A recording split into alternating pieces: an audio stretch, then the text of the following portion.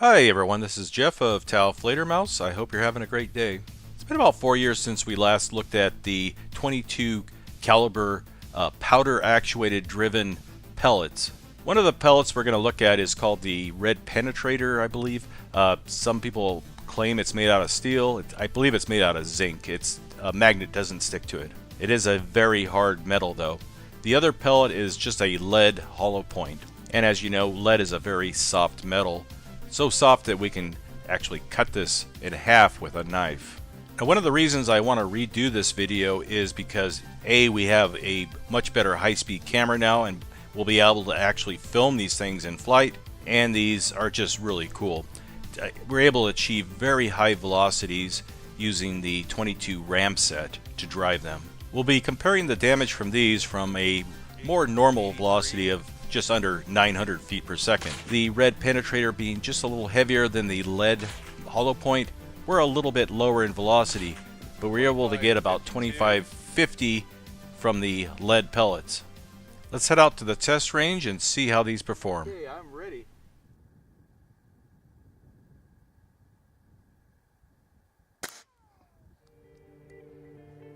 The first target is a hard drive from a small laptop. Here comes our lower velocity lead pellet, pretty accurate. And as you can see, the pellet sustained more damage than the hard drive.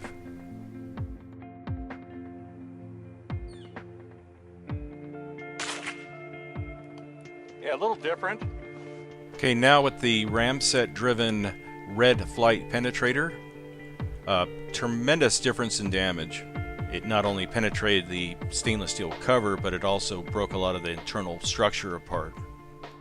The first one, it actually hit the hard point there in the motor. Hit the motor. Yeah, we'll have to redo that one. That was the air-powered mass accelerator. Yes. And then the solid fuel mass accelerator hit a little bit high right because the sights are way off. I'm having to aim way down here for that because it's hinky as heck. But going to be fair, we're going to try one more with the air mass accelerator. There we go. Yep. Try it up here and see if we can get the same results. Look at that. Mike, it went through some tough metal there. Yeah, I think that was the magnet. Yeah, that was the magnet. That was. There's pieces of it. Jeez. That's pretty impressive. Air rifle pellet, folks. Golly. Okay, let's do it one more time. In the second test, the do-over, it did a little bit better. Looks like we had a little bit of penetration by a piece of the lead pellet. That's a fair comparison. Yeah, that would have bugged me, you know, if I was watching it, it's like, oh man. Yeah, we'll leave that one out of the equation. Yeah. Anyway, here we go with the ram set assisters. Yeah. And here we are with just air-powered ram set. That's through magnet, metal. Well, it didn't go through the metal, but it sure bent it. That was the base for the magnet. Yep. And then the air-powered cracked the board. Give it a little bow. Yeah. And the lead is buried down in the hole. Okay. Almost made it. Yep. Okay, that's next test. All right. Okay, stainless steel plate. I'm ready. And we'll go for that top right. Okay. In this test, Danny wanted to give the Gamo rocket pellet a try, believing that if anything could penetrate this stainless steel plate, this would be able to do it, but as you can see, it came to a dead stop and it didn't even ricochet. All right, here we go. Now for the higher velocity, we again used the Red Flight Penetrator. This pellet just held up to the pressures a lot better than the lead pellet. The lead pellet had a tendency to actually break apart at the skirt. This was the air launcher, and touted as an armor-piercing pellet. It's got the little tiny steel BB in there. Very, very small. Yep. And then... That was here. Okay. And then through the powder assisted with these, which is I believe they're zinc. Yeah, it's a lead-free. Someone, I think Crossman maybe. Quit moving here. Okay, you're good. There we go. There you go. Yeah. All right. Look at that. Just drilled through there. A little bit low. It's funny because these have been shooting about. They're not very accurate. They have been shooting about 3 inches high, and my point of aim was down here. Yeah. Split the difference, but okay. Full penetration. Ladies like it. Just the tip. And then decent little dent. Yeah. But, yeah. Man, oh man. Yeah, I don't know what gauge that is. Yeah. 3/32 or something. I don't know. But this, again, you compare it with an air rifle pellet. Yeah. Your tests may vary. All right.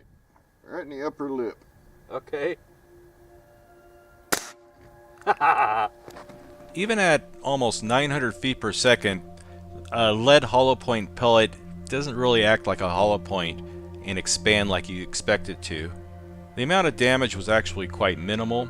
Penetration was good, accuracy was good. We'll now show you what happens when you propel that lead hollow point to over 2,500 feet per second.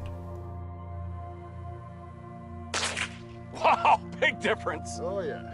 Big difference. At over 2,500 feet per second, the lead pellet being so soft and hitting that liquid target more or less fragmented into a grenade. And the really amazing thing here is that was only about half the pellet. The other back half, the tail, actually broke away and eventually made it to the target. This is the air-powered with a hollow point projectile. Little exit hole here.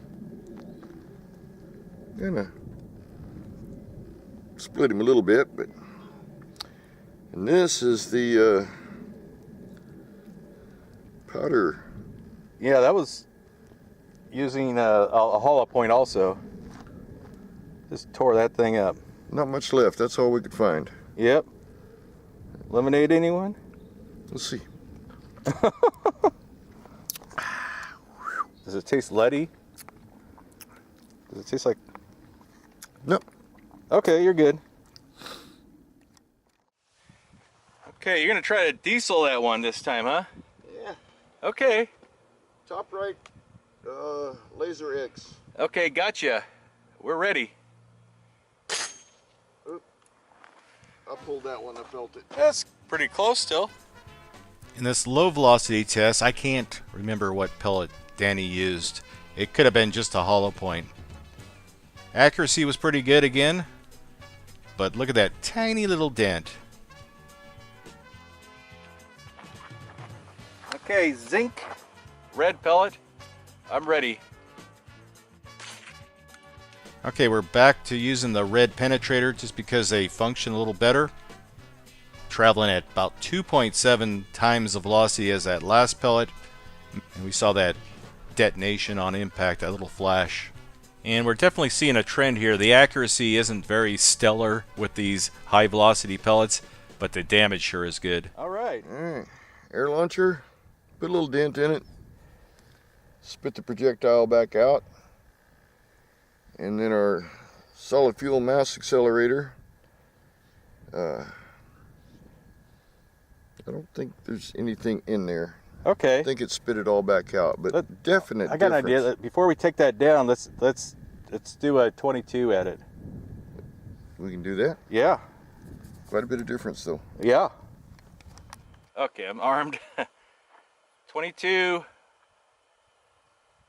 I'm ready.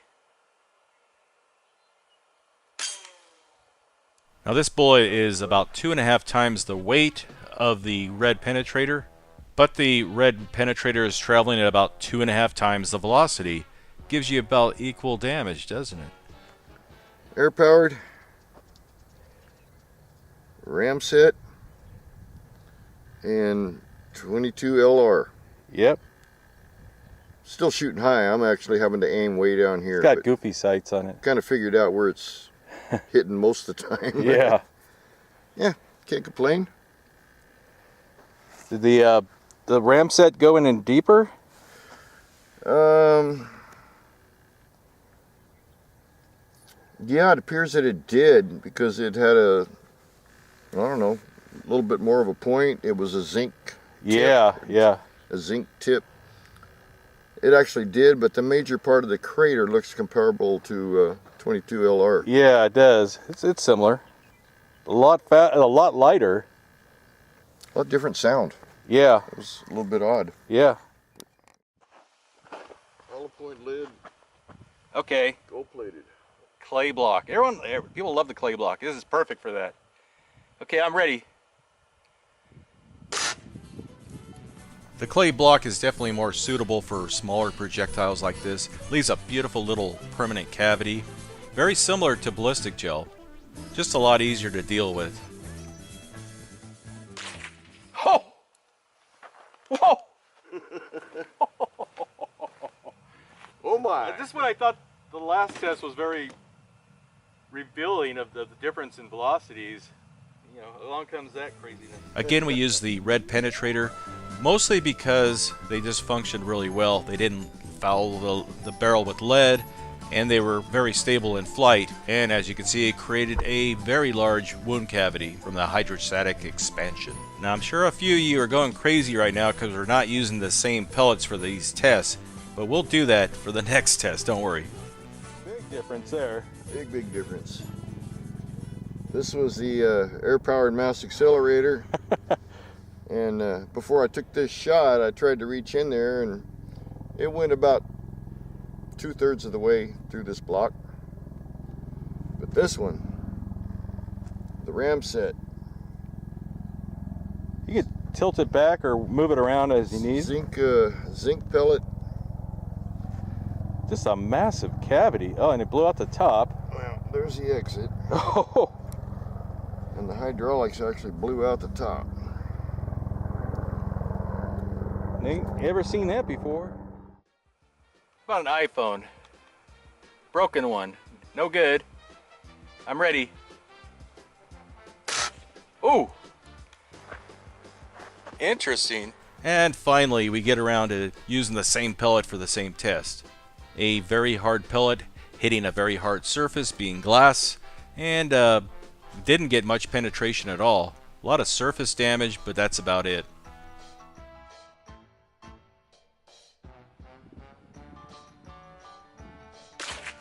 Oh! Again, big difference.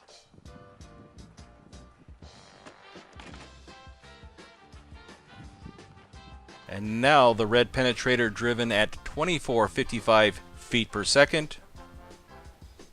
And again, the accuracy, not very good. All these tests were done at about 12 yards or about 36 feet. These may not be super accurate, but man, the penetration is just intense with these things. Danny actually did really well with these. Got every target on the first shot. Can't complain about that. Okay, ballistic gel. Yeah. Yeah.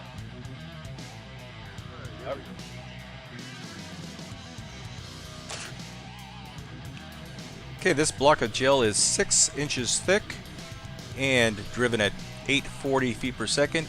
It almost made it through.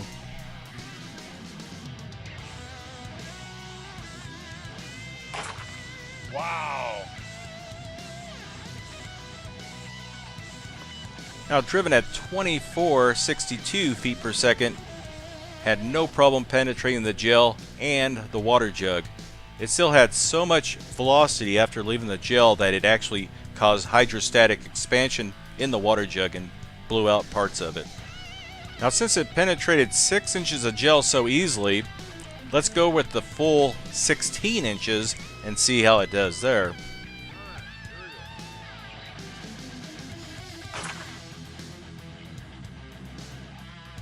The pellet started yawing through the gel. It probably would have went straight through it had it not done that. It made it about 3/4 of the way through, exited out the side, and continued on. Not too bad for a 22 pellet.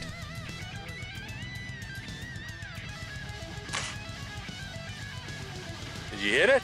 Then he wanted to test out the Gamo rocket He wanted to see if the little steel ball would separate or not.